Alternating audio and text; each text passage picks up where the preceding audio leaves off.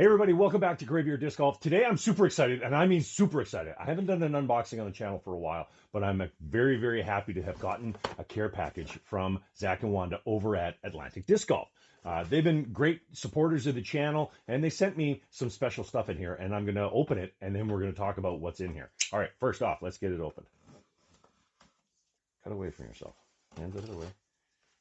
All right, here we go. You ready? I'm going to open it here.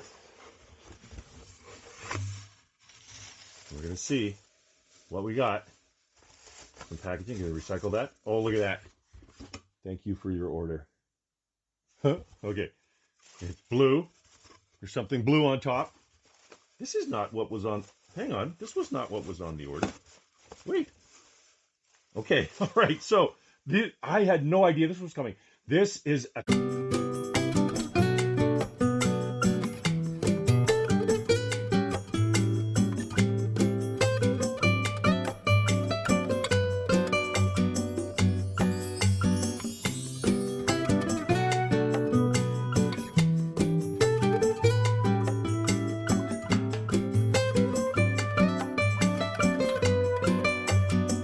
All right, and there's a great little note here.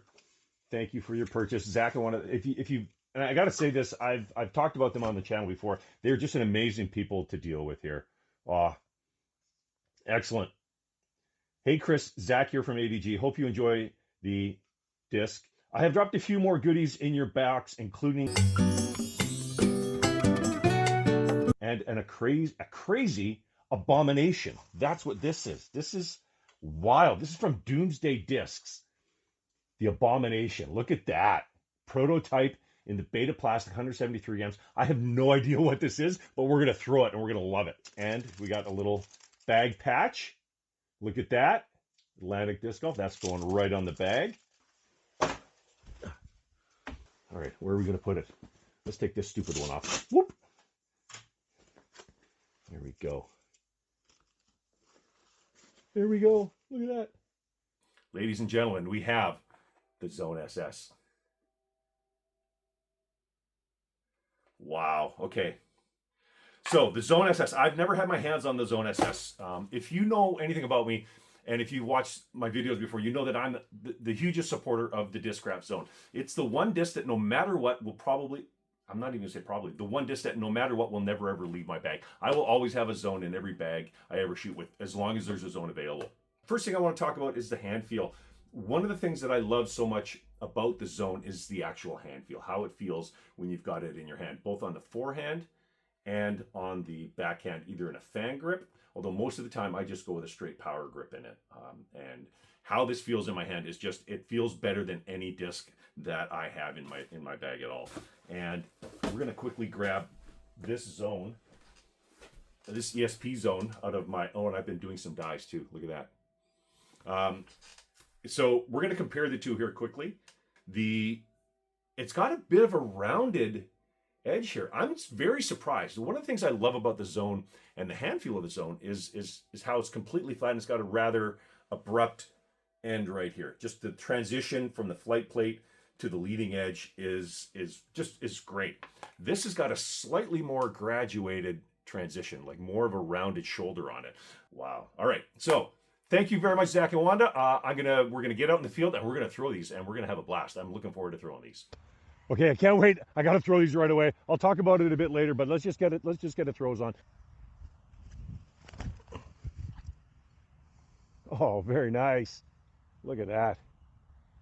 All right, wow, okay. That's pretty much exactly what I was expecting. Let's see if I can hit my line though. That'd be great. A little bit nose up, but still holding that line. Beautiful. You know, both of those got a little bit more distance than I was expecting, actually. That's kind of strange. And I haven't even really warmed, I guess I should warm up my shoulders, or I'm going to regret it later, aren't I? All right. On the head. There's my torso. All right. Oh no, that's terrible.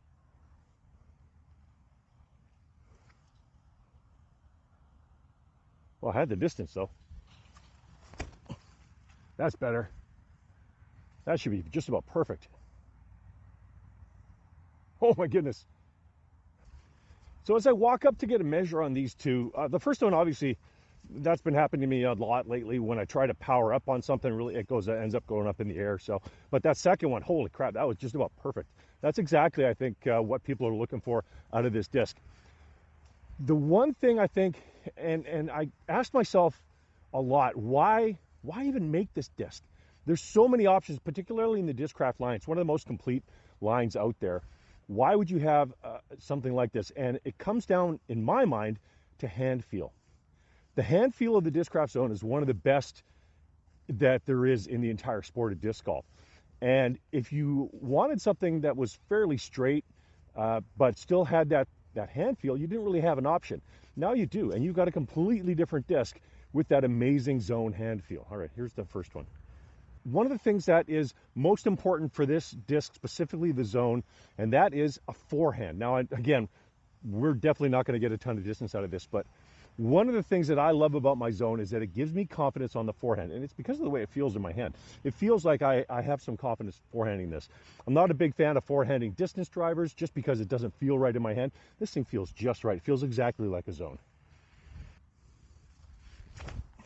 There we go. A little bit of turn. Oh, really nice. Wow. Good distance, too. That's that little bit extra glide. A little bit more turn. Wow. So the real question is, how does this fly compared to a regular Zone? I know that's what you've been here for. So I've got a couple of regular Zones. I've got a 2022 Ledgestone Zone, and then I've also got this Get Freaky in Crystal Flex. And there's a reason why I'm using this Get Freaky. If you saw my video on the Vessel recently, you saw that this particular Get Freaky Crystal Flex Zone, it flies fairly flat and straight for a Zone. So this should be two very different types of Zone. This is more standard. This one is quite overstable. So let's get them out. Let's just give them a crush and see where they end up. Starting with the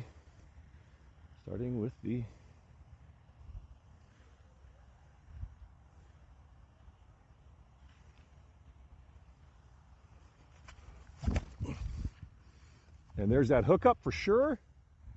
Really nice. Oh my goodness. All right, Get Freaky.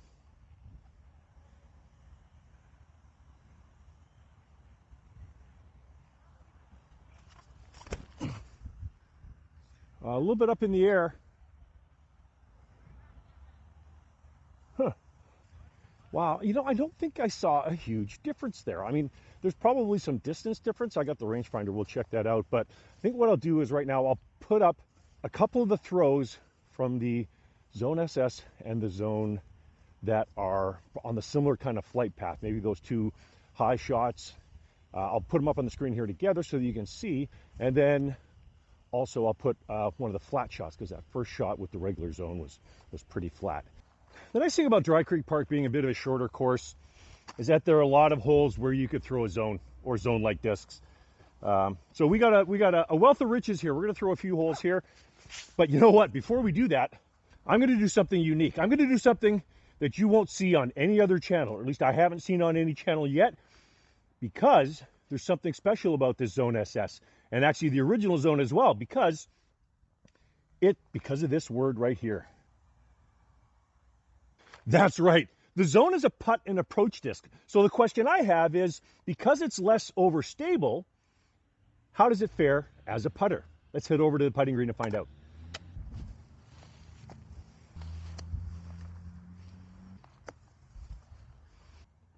As I said in other videos, I'm going to start at 15 feet because I want to feel good about myself. As I said in other videos, I've seen people try to putt with Zones before. And invariably they end up going back to a regular putter just because Zones tend to be so much more overstable. They're great if you're putting in the wind. Like if you've got a super windy day, I'd absolutely encourage you to try putting with a Zone in the wind. I think, oh, that was a bad throw. That was not the disc, that was me. And that was a bad throw. Okay, stop talking while you're throwing. Focus. Okay, where was I? Okay, talking between throws. That's better. So like I said, I've seen people actually putting with zones, decided it was their putter, and then ended up going back. Because this disc is so much more less overstable, yeah, less overstable. It's not understable, it's less overstable. Because it's so much less overstable, does it make it legitimate as a putter? Aside from those two bad throws, which are not the disc, those were me. So far, so good. Let's go back to 20 feet and see.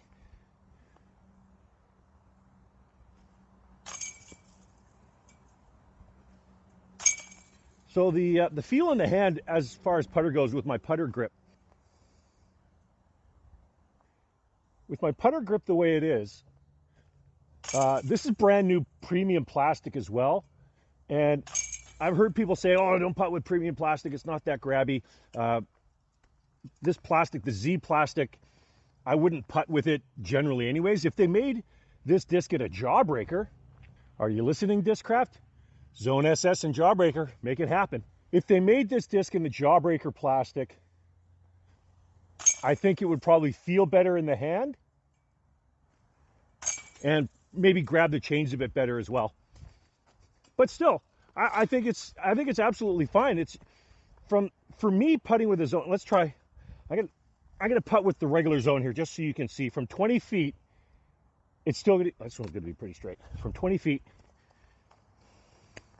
you're not gonna see much fade. A little bit maybe. It's from 25 feet. Let's try 25 feet and see if we get any fade out of it. A little bit. You can see it fade just at the end. Let's see what this one does. Nope, that was really nice.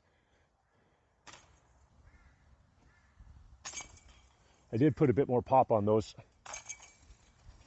So I could see this being a legitimate putter if you had it in the right plastic. Right there. Okay, that came out on hyzer. Oh, knuckler. All right, so here we are at Circle's Edge. Here we should be able to see that fade that I was talking about. There you go. Yep, there's that fade.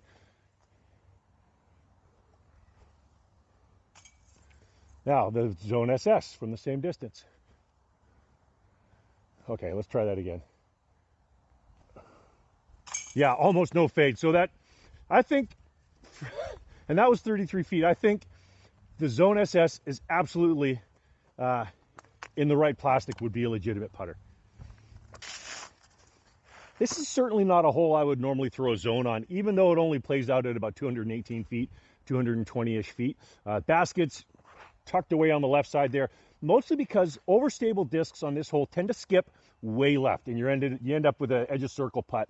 And what we really want is I want something just to fly down there and kind of drop, maybe just a little bit of a fade. It should be perfect for this if I don't put a ton of power on it. Let's see if we can't hit that line.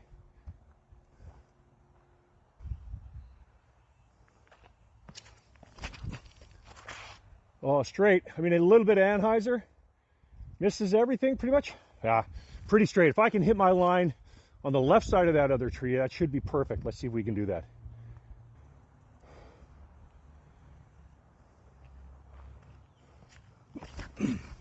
There we go. Maybe a little bit deep. Oh my God, that's a crush. All right. A great line, but maybe a little bit deep. The nice thing I wanted to say, though, is that it didn't stable up too fast at the end and skip left. I think both of those actually worked out pretty good. The one went a little right for my liking. I don't try to take that line because there's a lot of trees and stuff over that side, but the purple one certainly, aside from going super long, had the line I wanted. Where's the red one? Red one's here. Luckily, this disc is a legit putter. Oh no! That's better. Now we're actually going to march back a little bit. And we're going to throw at this basket again, but we're going to try that forehand flex line that I love so much. So here we are, we're back at one of my favorite shots on the whole course. Assuming it went off off a tree first available, you end up over here. So let's try forehand flex. I really want to see just how much this either flexes or doesn't flex if I put it on the right line. So we're just going to go around the tree.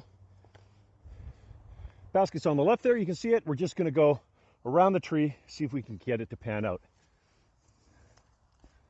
Still in frame? Let's get out of frame here a little bit.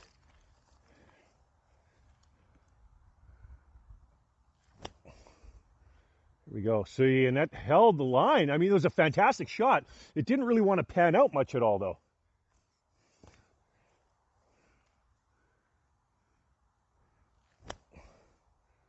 Yeah, very nice. Skidded right up. For example, let's try the zone.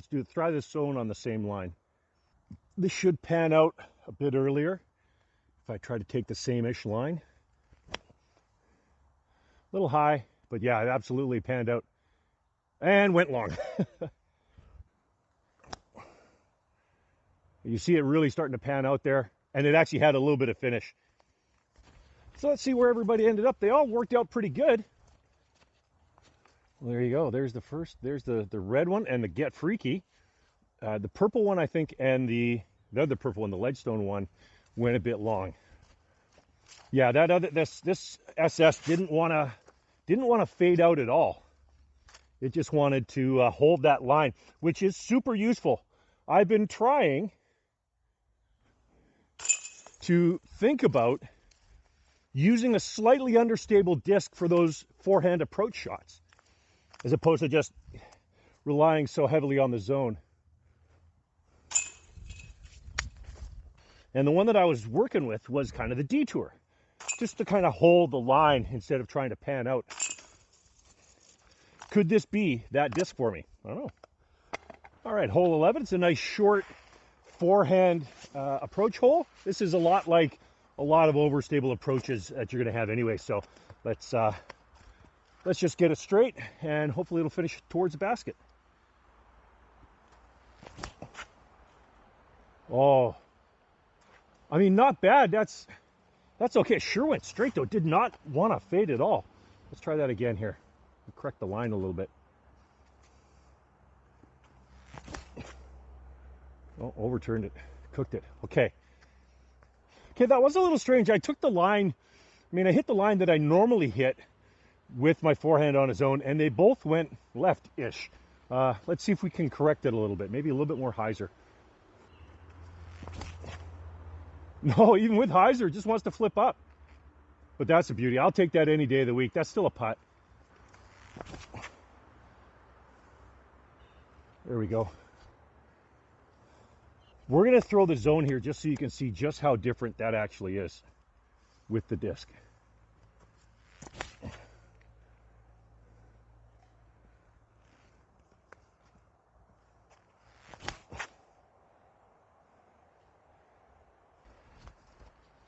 Well, that is certainly the biggest difference that we've seen today so far with any throws in those two different molds, the Zone and the Zone SS. The Zone SS, it actually wanted to flip up and turn over a little bit when thrown with a bit of hyzer, whereas the regular Zone did exactly what it always does, and worked out just fine. That being said, I would take any of these shots any day of the week.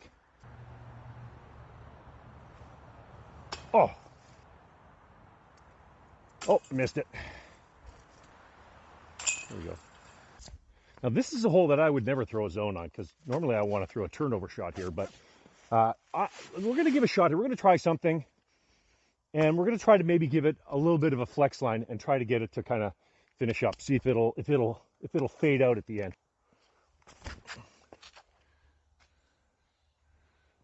Well, I can't complain about that. A little higher. We should get it to fade out though. That should be just about perfect again. Wow. A couple of park jobs. I mean, I don't know a single person in our club that wouldn't take either of those drives any day of the week.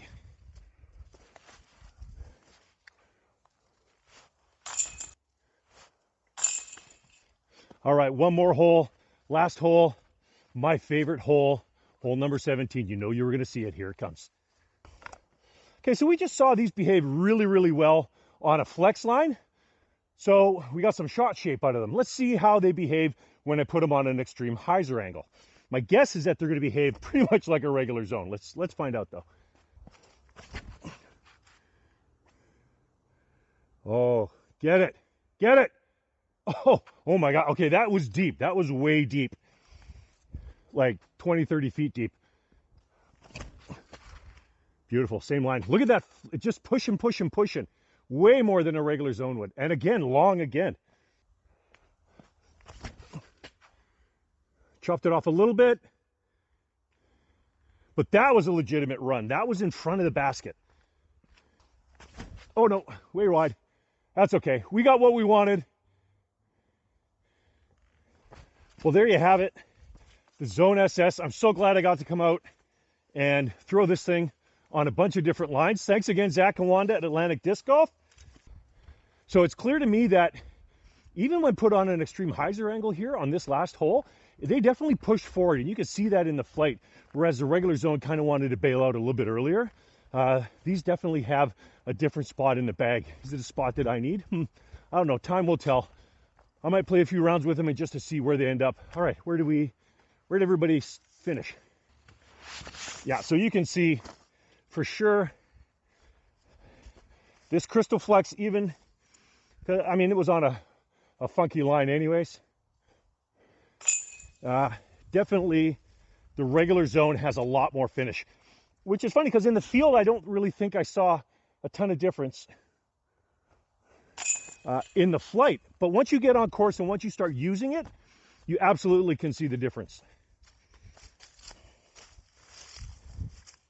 Ooh, this is a tough putt. Nice. And yeah, absolutely. I think this disc could be a legitimate putter. Discraft, I said it before, I'll say it again. Give me some jawbreaker. Give me some jawbreaker plastic, and I will definitely give these a run putting. All right, thanks again. So speaking of putting, get out there, practice your putting. Even if you're putting with a zone, practice with your pure, practice with your putter.